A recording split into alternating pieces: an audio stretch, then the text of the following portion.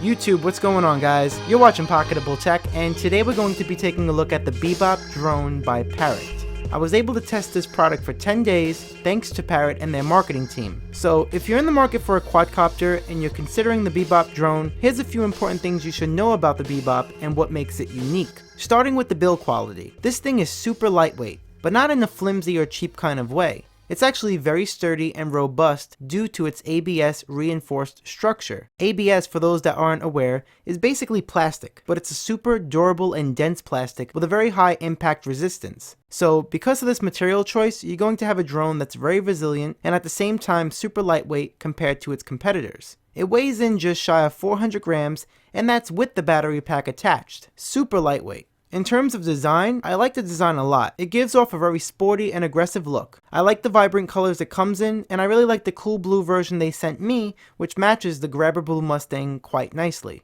Another thing that makes this drone very unique is that it actually comes with its own camera, which is built right into the nose of the drone. Most, if not all, other high-end drones require you to purchase your own action camera separately, whereas the Bebop comes equipped with its own. And the image quality is actually really nice. The 14 megapixel sensor is able to capture video content at 1920 by 1080p Full HD at 30 frames per second, at a fairly high bit rate of 30 megabits per second.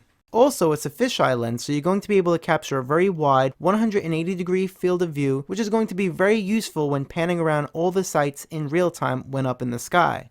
The resulting image will later be cropped slightly due to the digital image stabilization, which for the most part does a great job. Remember, this drone doesn't have a gimbal, so digital stabilization is a must. There's also 7 GB of embedded storage built right into the drone itself, and the files you record can later and easily be transferred to your smartphone or tablet wirelessly using their free flight app, or you can just connect the drone to your computer with the supplied USB cable.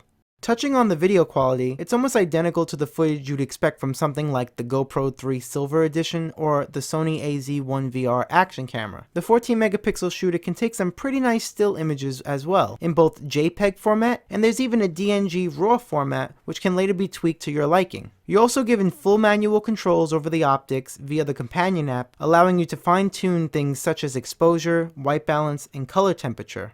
The real cool thing about having the camera embedded directly in the drone is that it allows for a much slimmer form factor to exist, since there is no need for an external hanging camera or gimbal. This slimmer design can really be useful for someone who's looking for a drone that's more portable, something you can just throw into a backpack and go.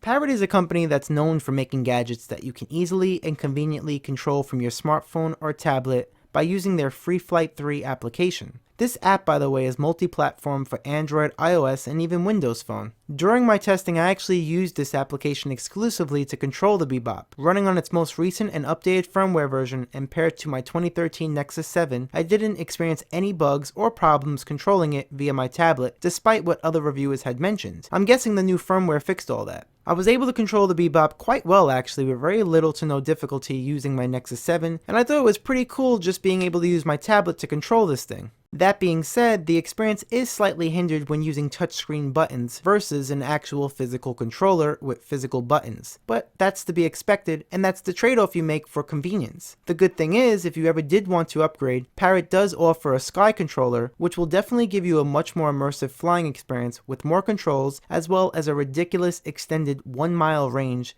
compared to the 800-foot range you get when connected to your smartphone. At the $499 price point, the Bebop drone is currently Parrot's most expensive offering, but when put into context, $499 is actually very inexpensive when comparing it to the other high-end drones currently on the market, so Parrot must have cut some corners, right? Not really.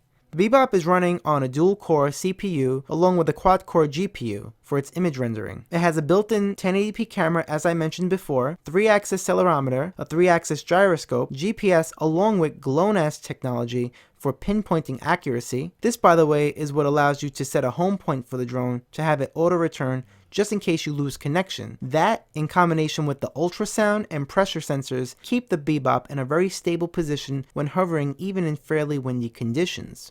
When you add all this up, along with its durable form factor, you start to realize that the price for this drone is actually quite a deal. All the technology in the Bebop put it in the same category as drones priced 2 to 3 times more expensive. The free flight application in my experience was very intuitive. The app allows you to also tweak the drone's speed and altitude level, both of which can reach very fast and high speeds of around 25 to 30 miles per hour with the max altitude of around 450 feet. You're able to perform all the tricks via the app by simply double tapping on the display. The company has been very aggressive with app and firmware updates. During my 10 days of testing the drone, the app and the firmware were updated twice. The Bebop ships with two 1200 mAh batteries, each of which will get you about 10 minutes of fly time depending on how many flips you do and whether or not you have the camera enabled when you're flying. So battery life is decent, but it's nice that they include 2 batteries to get you a little bit more time. Also, the batteries take about 45 minutes to recharge, which isn't too bad. In the box, you get an extra set of replacement propellers, and you also get 2 bumpers, or hulls if you will, that allow you to safely fly the Bebop when indoors. So all in all, the Bebop is a really compelling offer at $499, and I really enjoyed testing it. If you're a drone enthusiast and having a physical controller is a must, the Sky controller they offer at an extra $400 cost I do find to be a bit expensive, since it will bring the Bebop's grand total up into the $900 category. And at that price point, you might want to start considering some other options that might offer you better battery life as well as higher recording frame rates. But if a physical controller is not of importance to you and you value the convenience of being able to use your smartphone or tablet as the controller, then the price tag is unbeatable at the current moment in time, and I can comfortably recommend picking one up. As with all gadgets, there's always room for improving, and there's actually only 3 things I would like to see implemented in the second iteration of the Bebop. One being a better battery connection. The battery, believe it or not, is held into place with a Velcro strap. And while it did do the job of holding the battery in place throughout my testing, there was however always a slight gap between the battery and the drone, causing my OCD to kick in. This really shouldn't be that hard to fix. Secondly, in regards to the optics, it would really be nice to see optical image stabilization implemented in addition with the software stabilization. Having both on board would definitely help smooth out the video capture even further than it already is.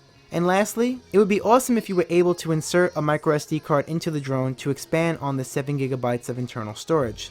That being said, I never maxed out the 7GB of storage during my testing with it, but if on a vacation trip where maybe you didn't have a computer to take the pictures off and you was doing a lot of videoing, having the ability to swap out your files and just insert a new microSD card I think would be really useful.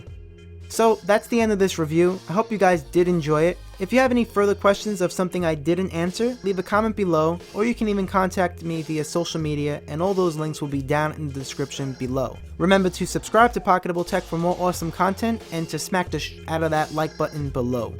As always, be safe, stay healthy, and I will see you in the next video.